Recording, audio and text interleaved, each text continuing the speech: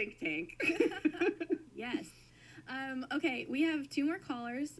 We're going to run through pretty quick, and then we'll wrap everything up. If that sounds good with you guys. Sure. Yeah, absolutely. I've definitely been looking forward to a chance to speak with Mo, so we'll just go ahead and jump on the air. Mo, how can we help you? Hi, how are you? Not too bad. What's on your mind tonight? Well, actually, there's a struggle with me. Hi, B. Hi, Shannon. Hello. I love your work. I love everything about you. Just, you know. Well, it's just that. Okay. My sister died this year, and sorry to hear that. I'm sorry. Yeah. Well, was murdered, but anyway. And I've been struggling since then because damn, it is just okay. So I've been struggling because I'm disabled, right? I think I talked to Christy before when the Hunty was in. Okay. Talked about that we are disabled, that I have a so fucked up illness that I cannot even move my right side correctly. And well, I finally got cyber girlfriend, you could say. And you know, she is she told me oh, wanna do it, and then I wasn't like feeling it, so I was like asexual about it. So I don't know how to cope with that. I know that my sister is dead, and then I have to move on, but it is so fucking difficult. Sure. I'm sorry to use that language, but no, it's an extreme emotion, and you're welcome to express it in the way that you need to. And I've been depressed, clinically depressed. I'm taking right now a drop and then a pill every single day. And the suicidal thoughts are coming. What drug are you taking? I'm so sorry, but what drug are you taking? Well, it's in Spanish, so I don't know how to say it. It's haloperidol. Is it like Adderall? Is it an amphetamine, or is it a benzodiazepine, or is it an SSRI or an MAIO? And the reason I ask that is if you're taking those, some of those can have the side effect of some form of sexual dysfunction or a dampening of sexual drives. So if that's something that you're concerned about and you're taking these drugs, in which if a doctor prescribed them to you, please don't stop taking them, and definitely never try to quit them cold turkey. Always follow a cessation plan. But if it's concerning you that you're having this decreased sexual drive in this particular time, that's something that the doctor who prescribed the drugs to you, you may wish to talk to them, because it could be, if it's some sort of benzodiazepine, if it's more of a depressant than a stimulant, if it's not an amphetamine, if it's more of an SSRI or an MAIO inhibitor, then it may decrease your sexual drive if it's lowering acetylcholine levels.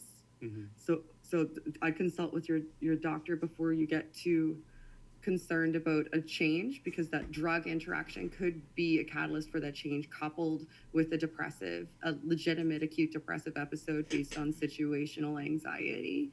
That's going to dampen a sexual drive regardless, because your body goes into kind of a fight or flight mode where your noradrenaline, or your norepinephrine just peaks. And once you're finding that balance again, especially if there's a drug that's an inhibitor, um, that could be just a natural neurological response. So if, sorry to interrupt, but when I heard you were on drugs, it immediately kind of gave me that flag, because right now your neurotransmitters weren't operating at an optimal level anyway, because you had an acute onset of a traumatic experience.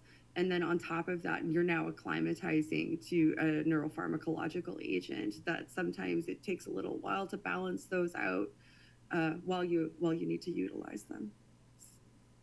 Yeah. I mean, like I cannot speak that freely with my psychiatrist because you know she is pretty much religious. Mm-hmm. So I'm trying to like Oh gosh. Yeah. for a secular point of view. Yeah, and that's a valuable thing. I guess I just want to cut in and suggest I don't know your situation, and certainly there are limitations. Sometimes the best help you can get is the best help you can get. But if you feel like you can't talk openly and honestly with the person who is prescribing you psychiatric medications, there's a meaningful problem that needs to be addressed there.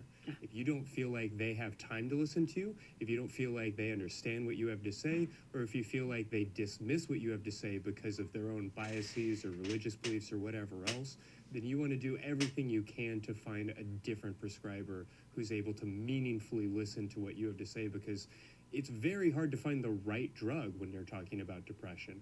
These medications can be very helpful, but many of them can be pretty damaging, and so you want to find the right drug for you, and that's a conversation that has to be detailed and a little bit intimate. Well, that is the issue though, because here in Colombia there is a lot of religious doctors Mm-hmm. per se, and like I told her that I am an atheist, and no matter what the outcome is, I need to get help, whether it's through her or through another doctor. Mm-hmm. But I need to get help. Yeah. And well, so far it's been kind of helpful, but she is like a kind of like putting things that shouldn't be there in the first place, like for example the gut baggage, like oh you should repent to your God, to God, because that is like whatever. I'm sorry. Oh my god. And like I have no idea. I just don't know, because every single person that I talk to here in Colombia, it's religious. Mm-hmm. So like I'm like tight-handed right here. Sure. I'm so sorry, because you're in an abject, like an absolute catch-22 situation. You have a doctor who you need to support you through a transition period of severe trauma, but simultaneously you have a doctor that in order for anybody in the mental health field to be able to adequately assist you, you need to be able to be open to them in dialogue, and they need to know what all of your concerns are and how to address them. And that includes physiological responses.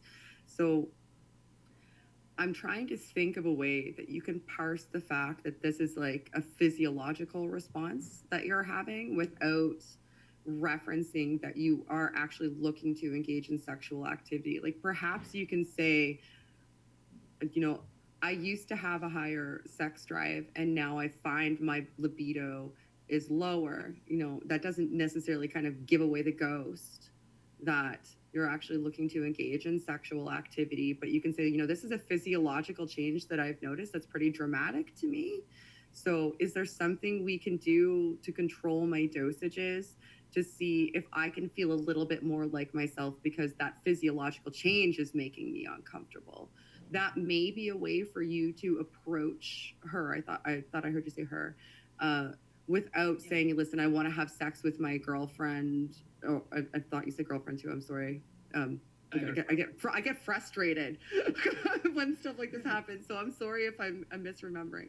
But that might be a way for you, because I was problem solving in my head at points to list.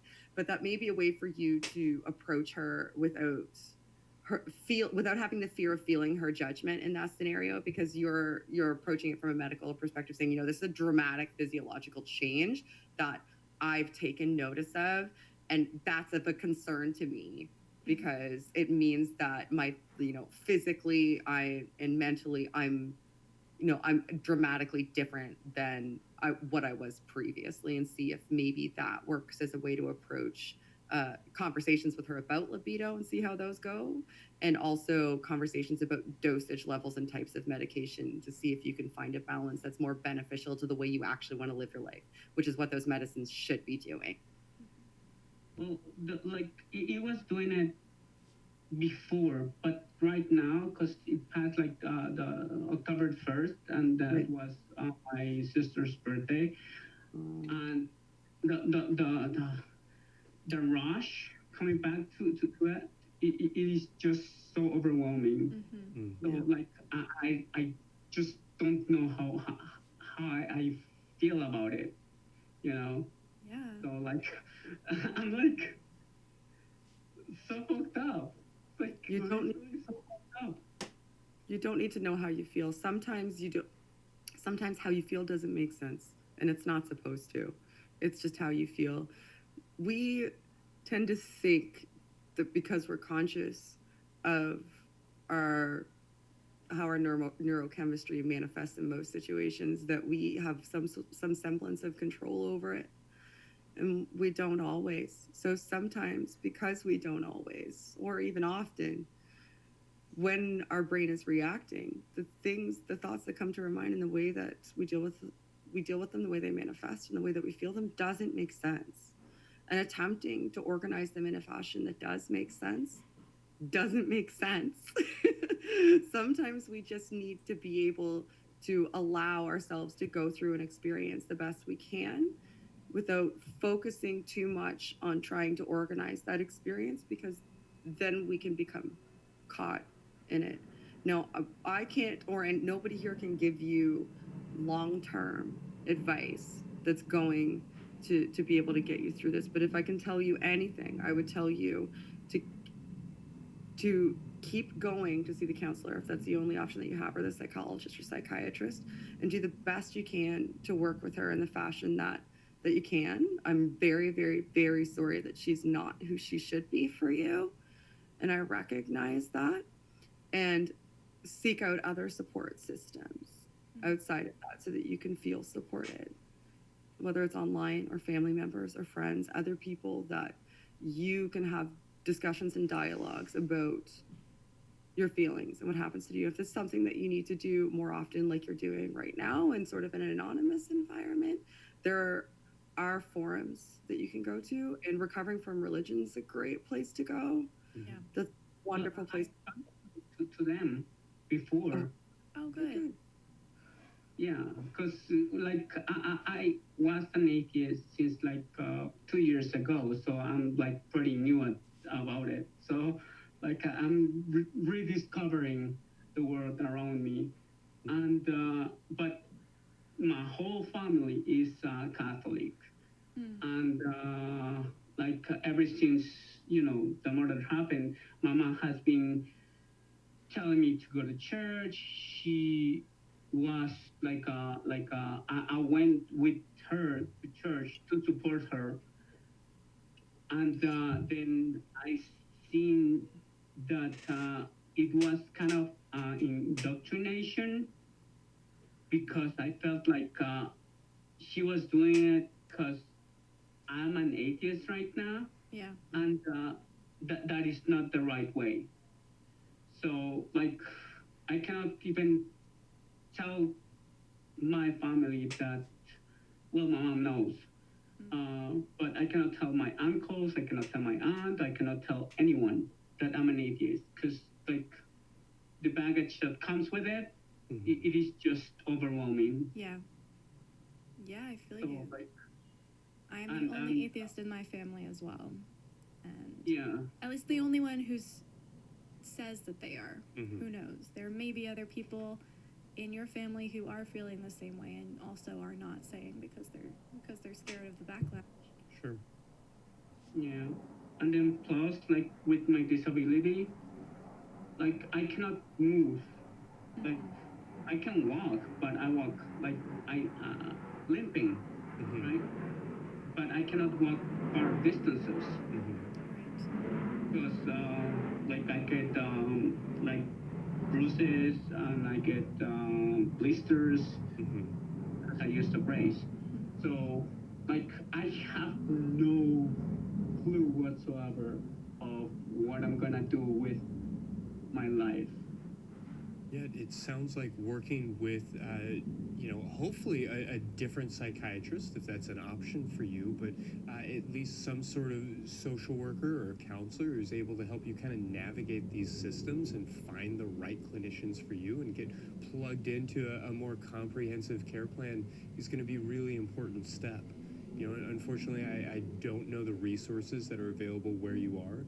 Shannon definitely mentioned Recovery from Religion. I'm glad that you've worked with them in the past, but they do have some limited databases that cover at least the jumping off point in a number of different countries. So if you haven't specifically asked that question, I think that would be a good idea to do.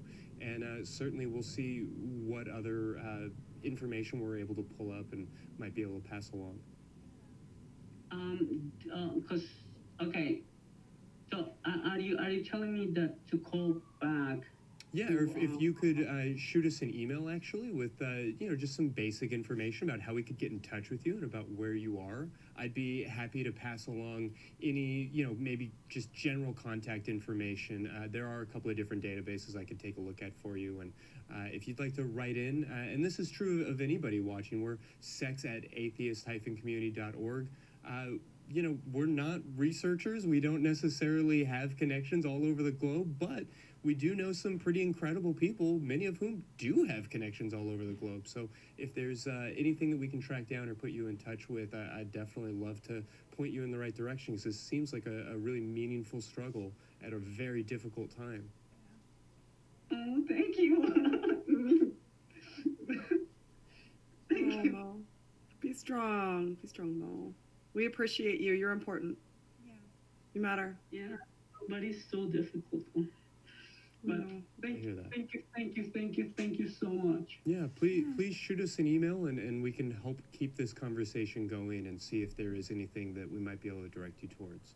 And if not a good therapist or social worker where you are, there are all kinds of international online options and some different things to explore. So there's definitely hope out there. I know that it seems like resources are really limited, and that's because they are. And I don't want to dismiss that, how difficult it is to find a good connection. I mean, even here in Austin, I work with Yeah. people on a daily basis that are struggling to pay my fees when they are looking for therapy, who are struggling to find psychiatrists, who are struggling to find these things. So these are real problems, and it sounds like you're in a very extreme situation.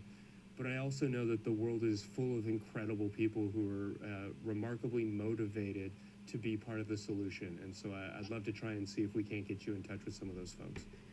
Okay, I'm gonna write to you, and then I'm gonna write also to recovering from Yeah, I think that'd be a great place to start. Yes. I hope that they can get you set up. All right, thank you. Thank you so much for Absolutely. We calling. appreciate your bravery and calling in. Thanks, Mo. All right, bye. Bye. Whew. Yeah, really No. heartbreaking. I mean, we're hearing some beautiful stories tonight. Beautiful and really hard. Yeah. Oh, I forget. Not everybody here works on a suicide hotline, so Yeah. I love this show. I just love this show so much. Thank you so much, Shannon, for being willing to jump in there and offer your advice, because you clearly kind of know what you're talking about with some of these things. So happy to have you on today.